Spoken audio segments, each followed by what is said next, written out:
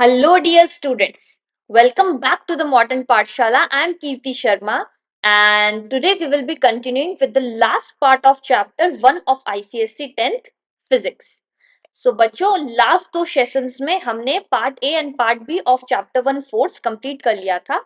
आज हम डील करेंगे with the last topic that is uniform circular motion.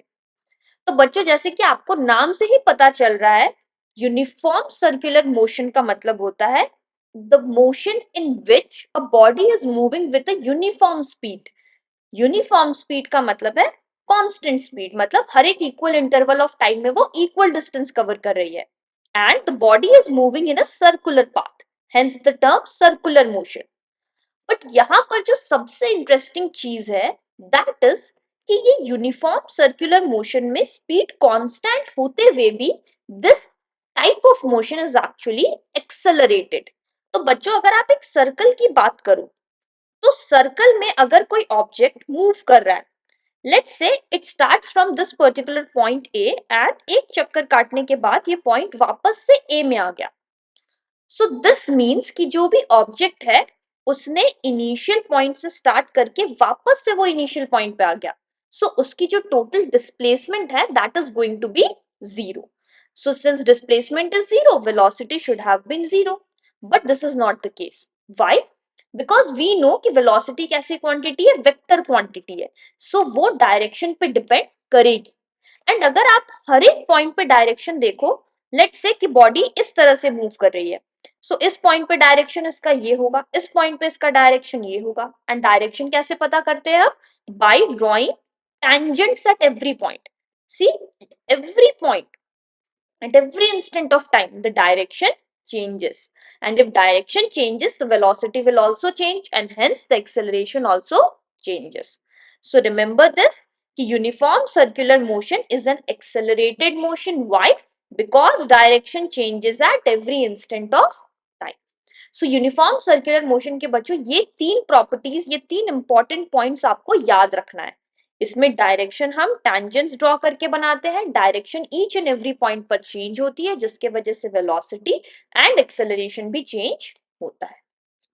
Now अगर मान लो बच्चों कि यूनिफॉर्म सर्कुलर मोशन हो रहा है, फॉर एग्जाम्पल अर्थ की जो मूवमेंट होती है अराउंड द सन, तो अर्थ सन के गोल गोल चक्कर काट रहा है. क्या है ऐसा? क्यों अर्थ सन के गोल गोल चक्कर काट रहा है? कुछ तो ऐसा होगा ना, कुछ तो ऐसी फोर्स होगी जो उसे चक्कर काटने पर मजबूर कर रही है. सो वो फोर्स को अगर आप जानते हो हम कहते हैं ग्रेविटेशनल फोर्स, राइट? तो वो ग्रेविटेशनल फोर्स के वजह से अर्थ is moving around the sun in a circular path, and that's also an example of uniform circular motion. तो वहां पर जो फोर्स रिस्पॉन्सिबल है बच्चों उसे हम कहते हैं सेंट्रीपिटल फोर्स. सेंट्रीपिटल फोर्स का मतलब है सिंपली सेंटर टुवर्ड्स, मतलब टुवर्ड्स द सेंटर. तो अगर सन मेरा यहाँ है, अर्थ इस तरह से मूव कर रहा है, तो सन जो है वो फोर्स लगा रहा है अर्थ पर एंड वो बुला रहा है, राइट, कि सन हर पॉइंट पे अपना डायरेक्शन चेंज करके एक पर्टिकुलर सर्कुलर मोशन को एग्जिबिट करे. सो यहाँ पर इसका मतलब ये हुआ कि एक सेंट्रीपिटल फोर्स है जो इस केस में ग्रेविटेशनल फोर्स है.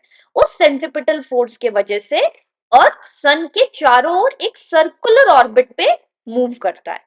Got it? So centripetal force is the force which is responsible for a body to move towards the centre. And just जैसे कि यहाँ पर एक सेंट्रीपिटल फोर्स है, तो अगेन एक सेंट्रीफ्यूगल फोर्स भी है. एंड वो सेंट्रीफ्यूगल फोर्स एक्चुअली में एग्जिस्ट नहीं करता, it's just a virtual force, और it can be said as an imaginary force, a fictitious force. जैसे फिक्शनल कैरेक्टर्स होते हैं ना, मार्वल, सुपरमैन, राइट? सो वैसे यहाँ पर ये एक फिक्शनल फोर्स है. तो ये फोर्स क्या कर रहा है? ये फोर्स इसलिए रिस्पॉन्सिबल है ताकि जो ऑब्जेक्ट है आपका वो सेंटर से अवे रहे. आप देखते हो जब अर्थ मूव करता है सन के अराउंड, तो वो सन के अंदर आकर कोलैप्स नहीं करता. It stage and it moves in a stable with a stable speed in its orbit. Why? क्योंकि एक सेंट्रीफ्यूगल फोर्स भी है जो उसे सन से यू कैन से और सन के सेंटर से अवे रखता है. That type of force is known as centrifugal force. So जहां सेंट्रीपिटल फोर्स होगा वहां पर सेंट्रीफ्यूगल फोर्स भी होगा. दोनों की नेचर ऑपोजिट है, बट एक चीज याद रखना, it's not a reaction force, right? Action reaction pair यहां पर नहीं हो रहा है, okay?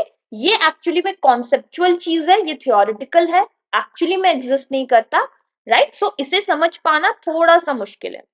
Still we will try to understand it using a simple example.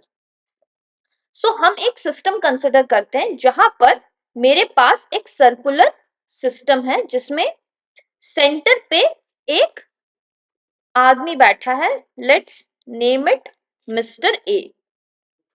So mister A बैठे हैं सेंटर पे एंड मिस्टर बी बाहर पर बैठकर मिस्टर ए को देख रहे हैं.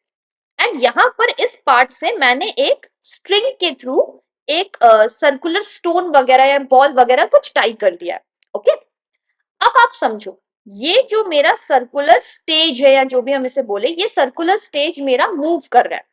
सिंस सर्कुलर स्टेज मूव कर रहा है तो ये मिस्टर ए जो है ये भी सर्कुलर स्टेज के साथ मूव करते जा रहे हैं. एंड हर एक पॉइंट पर जब भी ये इस बॉल को देख रहे हैं, इन्हें ये दिख रहा है कि this ball is actually stationary. किसके लिए? For mister A. बट अगर मिस्टर बी बाहर से यहां पर देख रहे हैं तो उन्हें दिखेगा कि ए एंड ये जो बॉल है ये दोनों मूव कर रहे हैं, राइट? सो मिस्टर बी को दिख रहा है कि ये पूरा सिस्टम मूव हो रहा है, बॉल, मिस्टर ए सब मूव कर रहे हैं, बट मिस्टर ए को दिख रहा है कि यहां पर सब कुछ स्टेशनरी है. अब हम ये समझते हैं ऐसा क्यों हो रहा है. समझो, मिस्टर बी के लिए ये पूरा स्टेज एक सर्कुलर मोशन पे घूम रहा है. एंड वो सर्कुलर मोशन कहां से आ रहा है?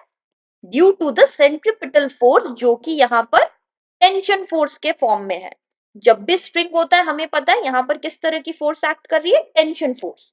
किस तरफ? Towards the centre.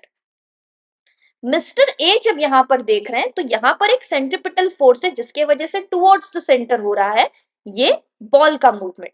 बट यहां पर अगेन एक सेंट्रीफ्यूगल फोर्स भी है जिसके वजह से ये दोनों फोर्सेस बैलेंस आउट हो जा रहे हैं एंड मिस्टर ए को लग रहा है कि ये पूरा पार्ट स्टेशनरी है, ये मूव नहीं कर रहा. तो अगर मान लो आपको सेंट्रीफ्यूगल फोर्स को और क्लियरली समझना है तो आप क्या कर सकते हैं, जब ये सिस्टम घूम रहा है आप अचानक से स्ट्रिंग को काट दो. सो स्ट्रिंग काटने की वजह से आप नोटिस करोगे ये जो बॉल है ये इस तरह से टुवर्ड्स द टैंजेंट इसी डायरेक्शन में मूव करते हुए गिर जाएगी बाहर. सो इससे आपको ये समझ में आ रहा है, राइट? जो बॉल थी वो दूर तरफ जा रही है, राइट? टुवर्ड्स द सेंटर तो नहीं आ रही. तो इसका मतलब है कि जरूर यहां पर कोई एक ऐसा फोर्स भी होगा जिसके वजह से ये अवे फ्रॉम द सेंटर जा रही है. And that force actually is known as the centrifugal force. तो बच्चों आई होप कि आपको ये दोनों टाइप के फोर्सेस का कॉन्सेप्ट समझ आया होगा. Centripetal towards the centre, centrifugal away from the centre. Centrifugal force is not a reaction force, okay? It's just the opposite of centripetal force.